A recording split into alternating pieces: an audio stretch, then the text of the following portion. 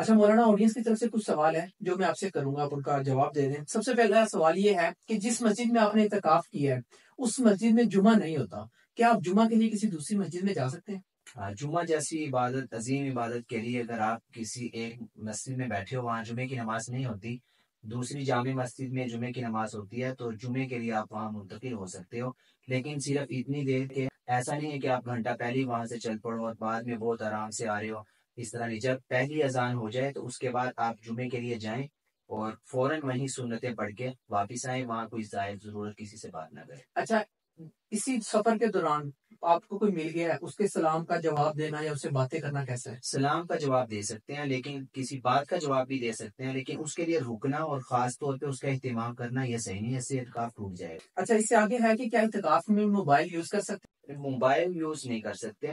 ہاں، اگر آپ اس پہ قرآن مجید پڑھنا چاہتے ہو، کوئی تفسیر پڑھنا چاہتے ہو، کچھ مسائل دیکھنا چاہتے ہو تو اس کا یوز کر سکتے ہیں۔ ایسا نہیں ہے کہ آپ اس پہ کوئی جیو کھول کے بیٹھ جائیں اور کوئی اے آر بائی انٹرٹینمنٹ وغیرہ؟ ہاں اس طرح۔ ٹھیک ہے۔ اچھا، اعتکاف کی حالت میں آپ علیل ہو گئے تو آپ کیا ڈاکٹر پاس جا سکتے ہاں، اس میں یہ بتانا ضروری سمجھوں گا کہ اگر آپ نے ایسی بیماری ہے آپ کو کہ ڈاکٹر کے پاس جانا ہی ضروری ہے، مطلب آپ مسجد کے اندر ہی اگر اعتکاف کی حالت میں بیٹھے ہوئے میڈیسن لے کے اگر اس کا علاج کر سکتے ہو، مطلب بخار یا کوئی نزلہ زکام ایسی بیماری ہے، آپ کسی سے میڈیسن منگوا لو، ڈاکٹر سے کہہ کے نسخہ لکھ کے تو آپ میڈیسن منگوا لو، یوز کر لو تو آپ ٹھیک ہو جاؤ گے، تو کوئی اس میں وہ ہے۔ اگر کوئی ایسی شدید بیماری ہے کہ ڈاکٹر کے پاس جائے بغیر، اس کی ایک باقاعدہ ٹریٹمنٹ لیے بغیر ہاسپٹل میں ایڈمٹ کرنا پڑے آپ کو، ڈاکٹر کو ایمرجنسی ہے، اس کے لیے آپ سے اعتکاف نہیں ٹوٹے گا۔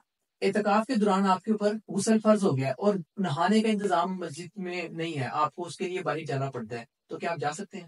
ہاں، آپ اگر غسل فرض ہو گیا جسے ہم غسل جنابت کہتے ہیں تو اس کے لیے ہم جا سکتے ہیں، لیکن اگر آپ کو ویسے گرمی لگ رہی ہے، آپ جسم کو ایک ٹھنڈک پہنچانے کے لیے، فریش ہونے کے لیے غسل کے لیے نہیں جا سکتے۔ اچھا، اعتکاف کے دوران مسجد میں لوگوں سے باتیں کر سکتے لوگوں سے باتیں کرنے میں کوئی حرج نہیں ہے، لیکن اس طرح باتیں کرنا کہ ایک محفل لگا لینا اور شور شرابہ کرنا، یہ تو ویسے ہی مسجد کے تقدس کے خلاف ہے، تو کیونکہ مسجد اعتکاف بیٹھنے کا اس سے مقصد فوت ہو جاتا ہے، میں سمجھتا ہوں اس لیے باتیں کرنے سے گریز کرنا چاہیے، زیادہ سے زیادہ وقت عبادت میں گزارنا چاہیے۔ اچھا، اگر آپ کا کوئی عزیز فوت ہو گیا، وہ اتنا عزیز ہے جیسے والد یا والدہ، تو کیا اس کے جنازے کے لیے جا سکتے ہیں؟ دیکھیں، جہاں تک نماز جنازہ کی بات ہے، یہ فرض علی الکفایہ ہے، چاہے وہ کسی کا بھی ہو۔ میں اس کی اگزامپل لے لیں، بعض دفعہ پیرنٹس میں سے کوئی کسی کی ڈیتھ ہو جاتی ہے اور ہم کسی ایسی کنٹری میں ہیں کہ ہم وہاں سے ٹریول نہیں کر سکتے، تو ہم تبھی تو ہماری نماز جنازہ رہ جاتی ہے نا، اس لیے نماز جنازہ کے لیے مسجد سے نکلنا صحیح نہیں۔ اعتکاف کے دوران روزہ ٹوٹ جائے تو کیا اعتکاف بھی ٹوٹ جاتا ہے؟ بالکل، اعتکاف کے دوران روزہ ٹوٹنے سے اعتکاف بھی ٹوٹ جائے گا، کیونکہ یہ اس کی شرائط میں سے ہے روزہ رکھنا۔ اچھا، کئی لوگوں کو نا عادت ہوتی ہے کہ وہ سگریٹ کے بغیر نہیں رہ سکتے، کیا اعتکاف کے دوران سگریٹ پی سکتے؟ دیکھیں، اس میں یہ سگریٹ پی سکتے ہیں، لیکن مسجد میں سگریٹ کا کش لگا لینا یہ صحیح نہیں ہے۔ آپ اگر بیت الخلاء جا رہے ہو قضائے حاجت کے لیے، تو راستے میں چلتے پھرتے اگر آپ زیادہ ہی سگریٹ کے بغیر نہیں رہ سکتے تو آپ سگریٹ پی سکتے ہو، لیکن اس کے لیے باقاعدہ کہیں رکنا اور بیٹھنا اور بیٹھ کے سگریٹ پینا، اس کا اہتمام کرنا یہ صحیح نہیں ہے۔ اچھا، اس کے ساتھ نا دیگر چیزیں ہیں جیسے نسوار ہوگی، گٹکا ہو گیا، پان ہو گیا، کیا یہ بھی کھا پی سکتے ہیں؟ دیکھیں، سیدھی سی بات ہے کہ سگریٹ کا تو ایک کش لگانا ہے، اس کا ذائقہ فوراً آ جائے گا، تو وہ ایک ضرورت بھی پوری ہو جاتی ہے۔ نسوار تو آپ کو باقاعدہ رکھنی پڑے گی، تو پھر وہ اس کا یہی ہے کہ مسجد سے نکلے تو نسوار منہ میں رکھ لے اور اتنی دیر میں اپنا وضو وغیرہ کرتا ہے، قضائے حاجت سے فارغ ہوتا ہے، تو جیسے ہی مسجد کے اندر داخل ہو تو وہ نسوار فوراً نکال دے، اور سگریٹ پینے کے دوران بھی جب مسجد میں داخل ہو تو سگریٹ کی بدبو منہ سے نہ آئے۔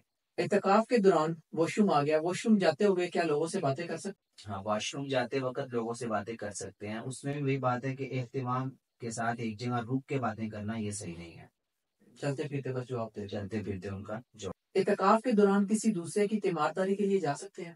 مطلب کوئی اپنا عزیز ہے بہت زیادہ بیمار ہے، کیا اس کے لیے جا سکتے ہیں؟ تیمارداری کے لیے نہیں جا سکتے اعتکاف کے دوران۔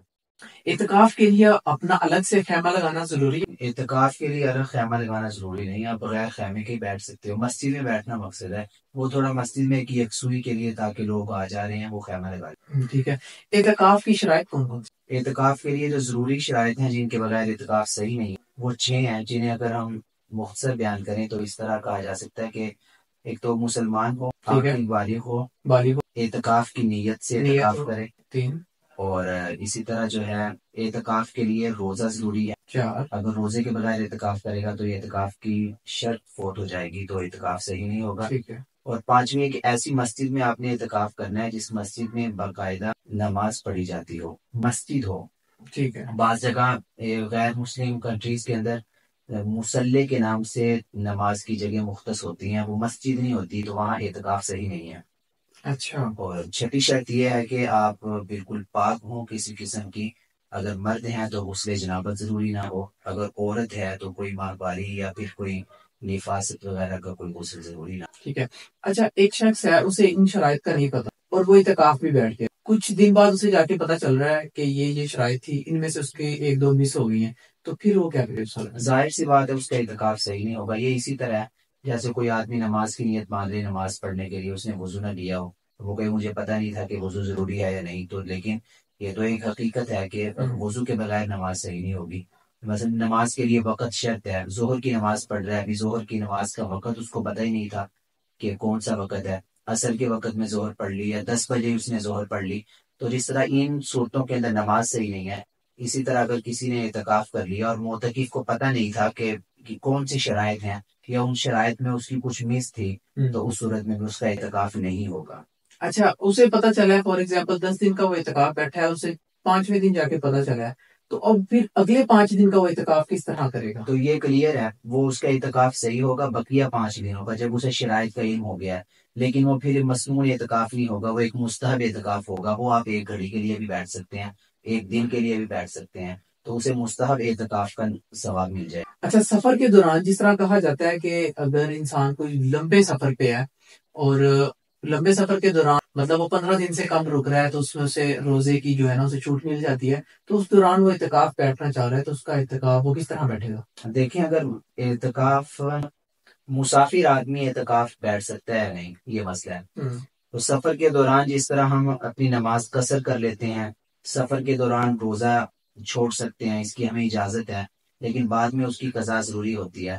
اب اعتکاف کے لیے تو روزہ ضروری ہے، روزے کے بغیر تو اعتکاف صحیح نہیں ہوتا. تو اب اگر مسافر آدمی چاہتا ہے کہ میں جس جگہ ٹھہرا ہوا ہوں 15 دن سے کم ٹھہرا ہوں، یہ شرط ہے اس کے لیے. 15 دن سے زیادہ ٹھہرے گا تو پھر مسافر شمار نہیں ہوگا، یعنی اس پہ مسافر کے احکام لاگو نہیں ہوں گے.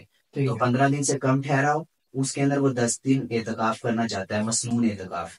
تو چونکہ اعتکاف کے لیے روزہ شرط ہے، مسنون اعتکاف کے لیے اب وہ روزہ نہیں رکھ رہا کہ اس وجہ سے کہ میں مسافر ہوں، روزہ چھوڑ رہا ہے، تو لہٰذا اس کا مسنون اعتکاف نہیں ہوگا، وہ نفلی اعتکاف. اچھا، ہم سفر میں ہیں تو کتنا سفر ہوگا کہ ہمیں روزے کی چھوڑنے کی اجازت ہے؟ اب وہ ایک مخصوص لمٹ ہے اس کی کہ تقریباً 72 کلومیٹر ہے.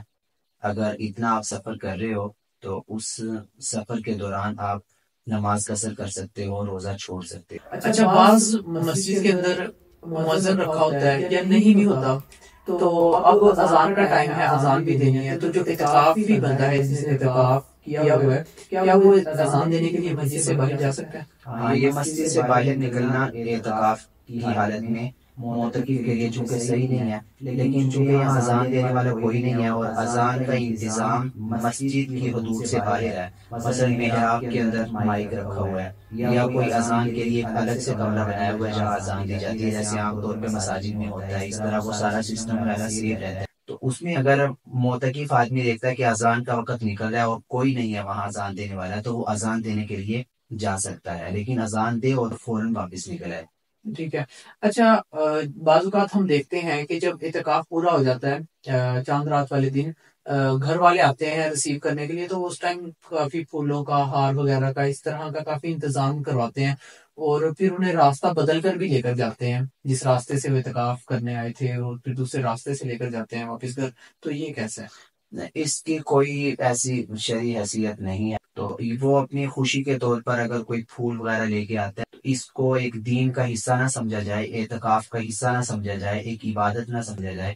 ایک خوشی کے اظہار کے لیے جیسے ہم دوسرے مواقع پہ کوئی پھولوں کا استعمال کرتے ہیں، اگر کر لیا جائے تو کوئی مذائقہ نہیں ہے.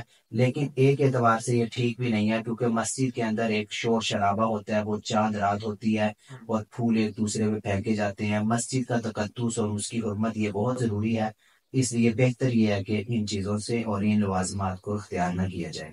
جی ٹھیک ہے.